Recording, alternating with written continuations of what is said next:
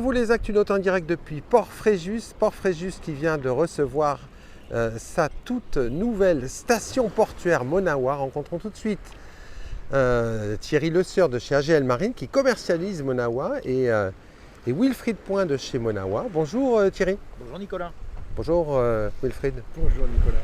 Alors derrière vous, messieurs, une grande fierté chez Monawa et AGL Marine, c'est la toute première station portuaire Monawa installée en France.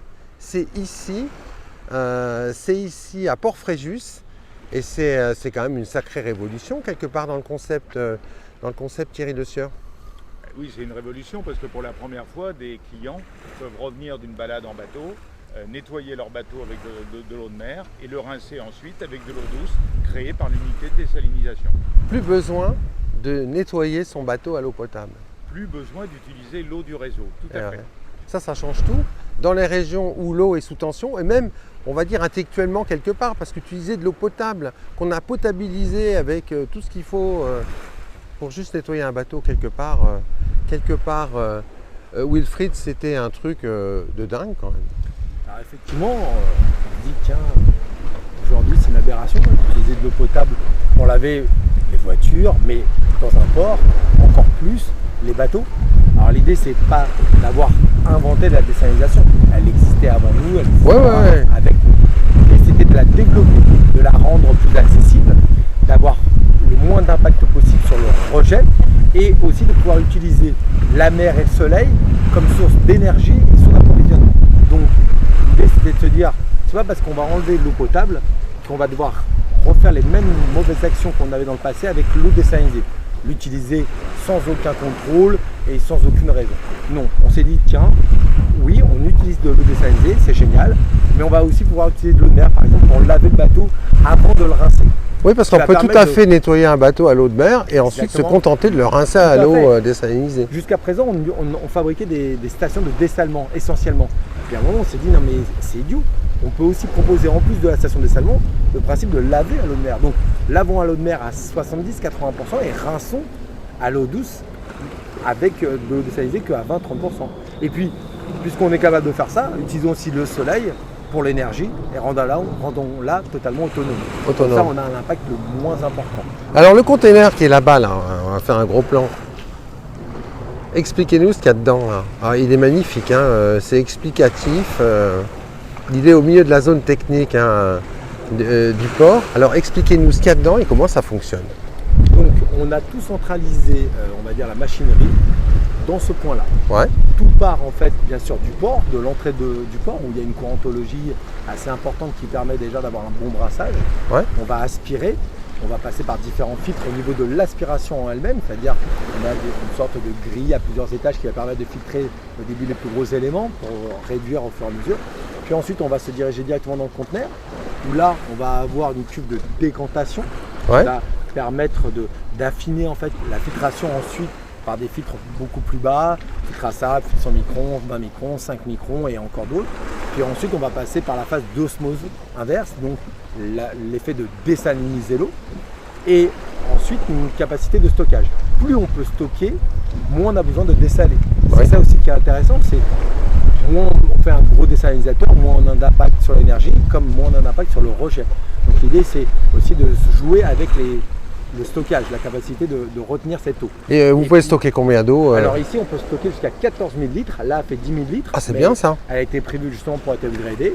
On désalinise à 250 litres/heure, mais on va pouvoir monter en puissance jusqu'à 500 voire 750 litres/heure. En haute saison j'imagine. En haute saison par rapport aux demandes des plaisanciers en fait directement. Et l'énergie alors, vous parliez d'autonomie. Alors aujourd'hui elle est sur le réseau évidemment, mais elle a été conçue pour que dans 1 an ou 2 ans elle puisse passer avec des panneaux photovoltaïques qui permettront de la rendre autonome. C'est énorme ça. Ça c'est très intéressant, surtout qu'à l'intérieur vous avez aussi les nettoyeurs HP, les nettoyeurs haute pression qu'on a conçus spécialement en inox pour cette infrastructure qui permettent donc de pouvoir basculer de l'eau de mer à l'eau douce sans avoir aucun impact sur le matériel et avoir quelque chose de très rapide. Donc l'idée c'était et voilà, déporter. Alors ici on a le container qui produit l'eau et puis il y a 2 bornes sur le port de Port-Fréjus, un ici à la mise à l'eau et puis on a à côté de Voilà, à côté de la barge Ecotank. Alors pourquoi 2 bornes? Pourquoi ce choix de 2 bornes à Port Fréjus? Il y a une borne qui est dédiée, comme vous voyez, à l'hydalo, c'est-à-dire pour que les plaisanciers qui utilisent leur bateau à la journée et qui le sortent puissent nettoyer la carène et le rincer ensuite le bateau. D'accord. Et ici, c'est pour les gens qui partent à la journée, en fait. Ah, Toute et personne donc qui rentre après avoir fait sa balade, avant d'aller à son poste d'amarrage, va rincer son bateau. voilà, va pouvoir laver et rincer son bateau directement. Et alors quand vous parliez justement de ne pas utiliser que de l'eau désalinisée, on le voit ici dans le processus, c'est qu'on peut laver son bateau avec de l'eau salée filtrée. Exactement. On va le savonner tranquillement et on va le rincer avec un rinçage final à l'eau claire et un rinçage intermédiaire avec de l'eau salée filtrée. Alors effectivement, donc on a ici, vous voyez, des boutons qui permettent d'avoir une action immédiate. On lave à l'eau de mer, on rince à l'eau désalinisée, sachant que toute l'eau de toute façon qu'on utilise repasse par des filtres et des lampes à UV de manière à avoir aucun risque évidemment sanitaire, ça c'est une évidence. Mais ce qui est intéressant, c'est que voilà, d'une simple action, et ça s'allume, passe à l'eau de mer. D'accord. Et on passe directement au rinçage à l'eau désalinisée. L'eau désalinisée a une vertu, il n'y a pas besoin d'essuyer derrière, elle est déminéralisée. Ça c'est bien ça. C'est génial. Pas de produits chimiques pour que le bateau brille. Regardez, c'est pas compliqué, j'ai mis un coup avant que vous passiez, il n'y a aucune trace, il n'y a pas de goutte, il n'y a rien du tout. Parce que l'avantage de l'eau désalinisée, c'est cet effet-là. Alors, on pourrait un petit fonctionnement quand même. Allez. Ouais, quand même, Alors, les actunotes. Ce qui va vous intéresser, c'est que sur ce système-là, vous avez 15 mètres sur un enrouleur automatique en inox. Voilà, qui se bloque automatiquement. Et la lance qu'on a conçue spécialement pour ces totems permet en fait de pouvoir gérer la pression directement depuis la poignée. Ça va éviter d'abîmer le bateau. Allez, on va pouvoir en fait être puissant sur la carène et doux sur les voiles ou le. Donc voilà. Et si je monte haute pression, je descends, je réduis et je peux rincer. Je tourne haute pression. Tout simplement. C'est bien ça. C'est simple. C'est simple et efficace.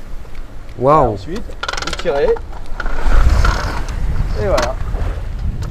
Le tout est joué. Le tout est joué. Alors la commercialisation auprès des ports de plaisance, comment elle se déroule? Comment est accueillie cette station portuaire Monawa, Thierry Le Sieur? Alors 100% positivement. Les gens sont très intéressés parce que dans toutes les régions du sud de la France, on est aujourd'hui confronté au problème de l'eau.